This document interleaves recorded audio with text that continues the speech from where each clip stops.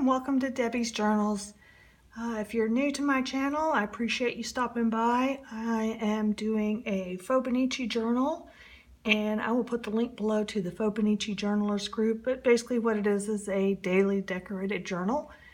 And for those of you coming back, and I know I have a lot of people from the Journalers group that comes by, I appreciate you stopping by as well. So I'm going to pick up where I left off last time. I covered this page, and I am just going to move right along. I had done, in this journal I did a lot where I did the whole week on a page, or like, basically I do Monday through Thursday, and then I do Friday on a separate page, because we have the Friday prompts, which is basically like 5 things that the one of the people in the group gives, and you have to find those 5 things and incorporate them into your page. There are some prompts for other days of the week, and I kind of combine them all in one, unless there's really something going on. Otherwise, all my pages pretty much sound the same. So anyway, this was a National Read a Roadmap Day, and I just had a little piece of map that I cut out and put on here. It's not of anything that I know. It's not even in my state. But anyway, I just had that little piece of map, and then you were supposed to write about if you're good with directions. And in my page here, I was talking about how slow I was at work, and because we no longer can get on Facebook at work, I have nothing else to do but online shop, and that's my story, and I'm sticking to it. So I had written on here that all these little stickers and stamps, etc., from this page were some stuff that I had ordered online that week. And then here's my little Friday page. I love doing especially the Friday page. I love all the prompts, but I especially love the Friday page because it gets me to use things I normally would not have used. Like I got this cute little stamp, it's not stamp, sticker, and some Happy Mail. And because I was supposed to add a gray animal, he got put on the page. So it just kind of forces you to use things that you otherwise might not. This page, I actually did a live process video of doing this page. I'll try to remember and link it down below. So, you know, where the little arrow is, if you click that, it'll open up a little box that will show you links. That's where I'll leave the Fauxbonnici Journalers group. I'll leave a link to this video where I did this process video of the page, and anybody else that I mention or talk about, I will leave them linked below as well, assuming I remember. Anyway, this was a lot of fun. I enjoyed doing this. I had a bunch of, I wrote here I was going to do a spring page with the new stickers I had just gotten, but I had all these scraps and stuff laying on my desk that I wanted to finish up or use up, so I just kind of combine them all on the page, whether they fit or not. Here's my little attempt at starting to incorporate some fabric-y kind of stuff in my journals. This was a button. In my last video, I showed you some buttons I had ordered. And then this little piece of yarn came from Gina at the Rebookery. And I had a little piece of cheesecloth, and I just stuck that under there. Made this little tag, or I don't know what you call it, a little collage bit from some things laying on my desk, and just wrote the dates in there. I finally did use my little spring stamps. This is actually a jelly print. I just tore off the edge and used it like for grass.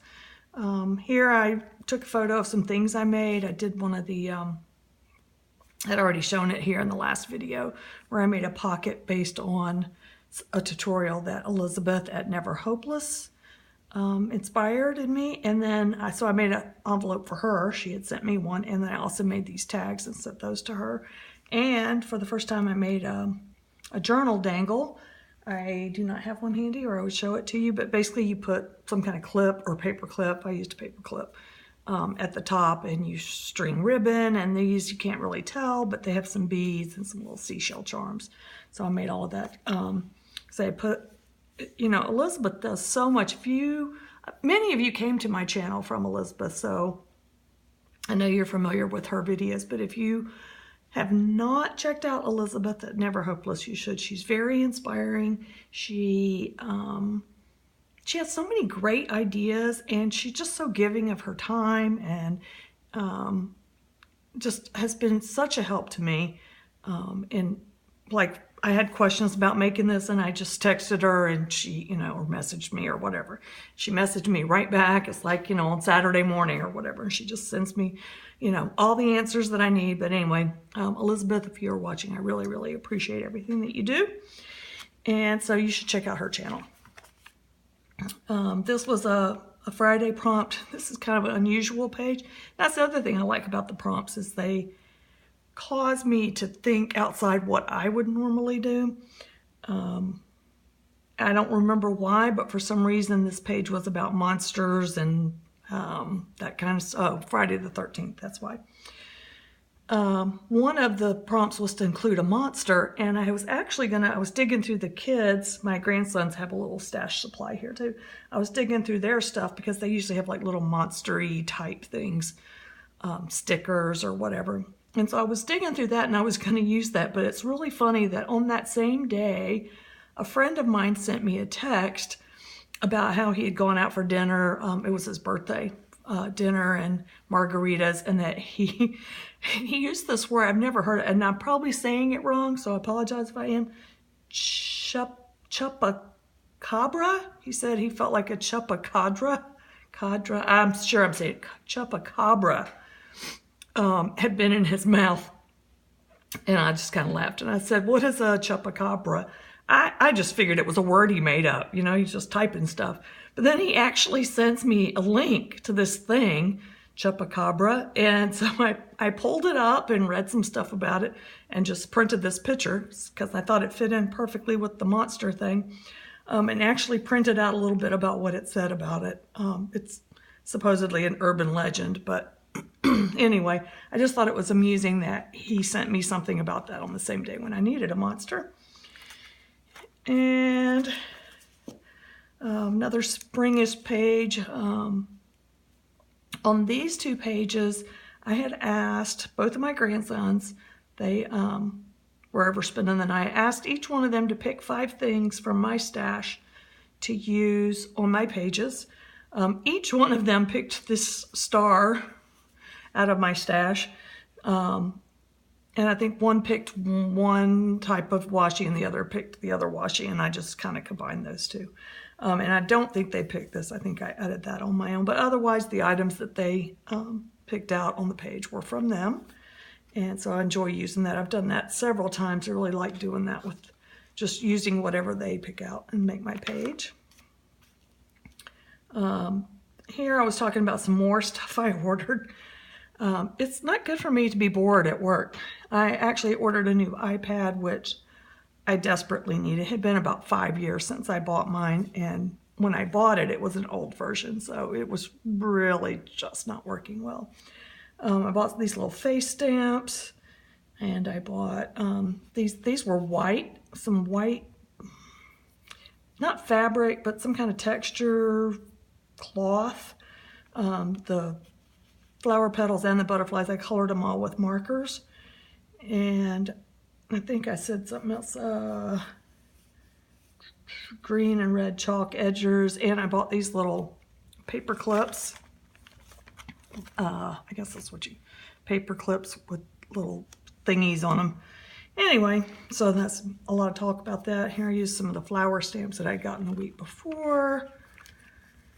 And here's another one of those, I remember in the last video I called them creatures because I could not think of the name. Y'all did not yell it loud enough.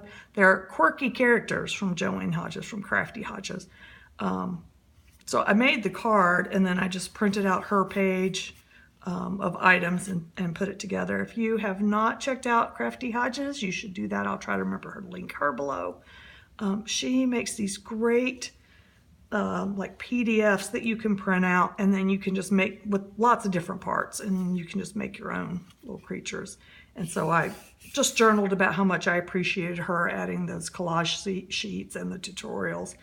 And she doesn't charge anything. She does include some links for stuff that she might use, but they're just from other people's websites just to make it convenient for you. But anyway, love her. Here's another one of her quirky characters. Some more prompts from the group. This was from Jan. She like included some instructions on how to cut this out. Like these are just triangle punches, and then, you know, round punches, and just making that little piggy face. And some baseball stuff for my grandsons, more punches. These I punched out of like this paper that I do my journaling on. When they get full, I just take them out and stamp shapes out of them or whatever. This is my May page. This is one of the stamps that I ordered from Simon Says Stamp. I had wanted them. They were not that terribly expensive, but they're this big, and it was $6.99 for shipping, and I just didn't want to pay it. And when I got home in the mail, I had a coupon for $5 off. So I kind of justified ordering them because then the shipping was only $1.99, and I felt that was justified. That's my beach trip with my friend Tina. These are some, it was actually like a flyer you get in the mail, like a trifold flyer, that's what I'm trying to say. And so before we left, I just painted them blue, made what semi-passes for waves and some sand, and did some stamping. And then I just took those with me and just added our photos. And on this one, I cut out some clouds out of white paper and just wrote my little daily stuff on there. This was some information about the hotel, or not hotel, condo. It's a little, what do you call that, envelope? I don't know why I have such a hard time with my words. And then there's some more photos in here. And more photos of the beach, just more lovely days and everything that we did. These shells came off of a flyer in the condo lobby. Can always use, I use all the stuff that I find, like little brochures, to make my ephemera out of. This was just another piece of like cardstock that I had pre-decorated at home. Did this ink, smooshing ink technique. And then just more pictures. One of the prompts for the group that week was to tear paper and make, I don't know, border, or use it on your page. I didn't actually have these colors of paper, so I basically ordered an extra photo and then just tore them to make those, to make that prompt. More photos with more journaling underneath. This is a postcard. I had gone to CVS to pick up the pictures, and they had this postcard, so I bought that. And then here's our Mother's Day with our little Mother's Day lunch, as many people as could get together.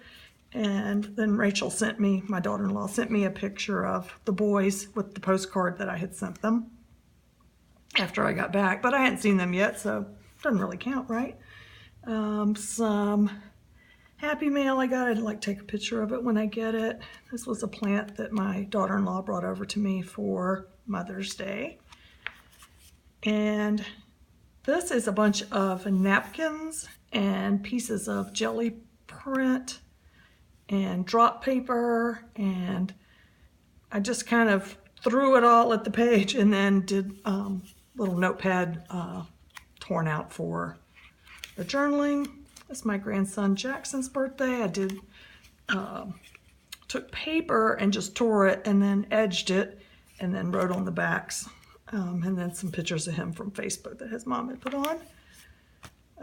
Spring recital for my grandson Logan. I tore some things out of the, they had a little program, and I tore those out and then added his photos. This was from Memorial Day weekend.